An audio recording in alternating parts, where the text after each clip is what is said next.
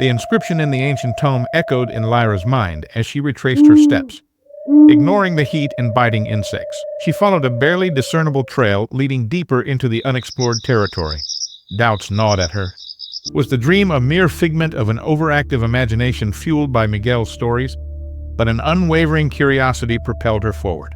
Days bled into each other, marked by the relentless pursuit and a growing sense of frustration. The dense foliage seemed to deliberately conceal its secrets. Just as despair threatened to engulf her, a break in the canopy revealed a clearing bathed in an unnatural emerald light. The clearing was dominated by a towering rock face, etched with strange symbols that mirrored the dream vision. A shiver ran down Lyra's spine as the air crackled with an unseen energy. This was it, the Emerald Gate. Tentatively, drawn by a force she couldn't explain, she approached the cavern entrance. The inscription pulsed with a brighter light as she neared, beckoning her forward. Ignoring a primal urge to turn back, Lyra reached out and touched the cool surface. The world dissolved into a kaleidoscope of emerald green. One moment she stood before the rock face. The next, she was tumbling through a swirling vortex of light. Disorientation threatened to consume her, replaced by a sudden weightlessness as the vortex deposited her on a soft, moss-covered ground, linking away residual dizziness. Lyra took in her surroundings. The air shimmered with an otherworldly light, casting long shadows from the towering, ethereal plants unlike anything she'd ever seen. The air hummed with a low, melodic drone seemingly emanating from the very fabric of this strange world. A flash of blue caught her eye. Perched on a luminous mushroom, a magnificent bird preened its feathers. Its body was a brilliant azure, its crest adorned with a crown of shimmering emerald feathers.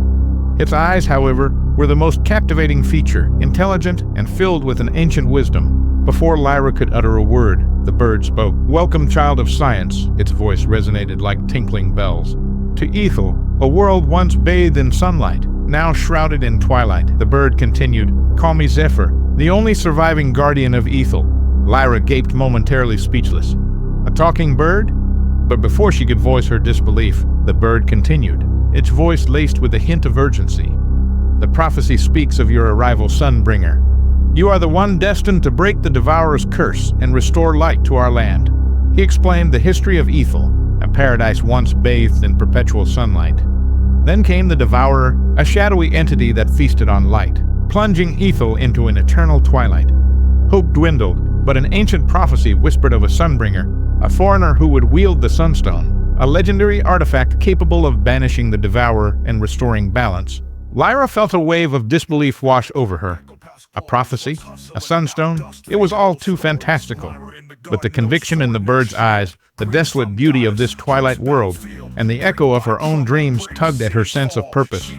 Maybe, just maybe, there was more to this than she could ever have imagined. Savior by night, will she be the Sunbringer, the bringer of light? Aethel in shadows, whisper so deep. Lyra with the flora, the city she keeps. Can she revive, bring back the shine? Sunbringer rises, destiny's light.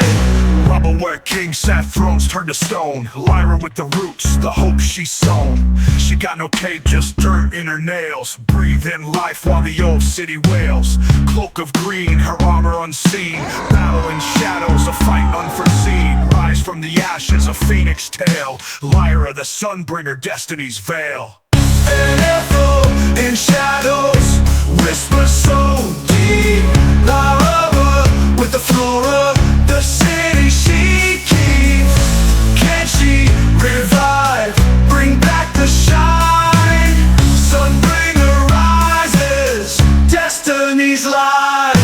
Walls once tall, now crumble in dust. Lyra with the seeds, a future she trusts. Sunrise in her eyes, dawn in her heart. Mend in the fragments, piece by part. Ancient echoes call, murmur of fate. Lyra steps forward, carrying the weight.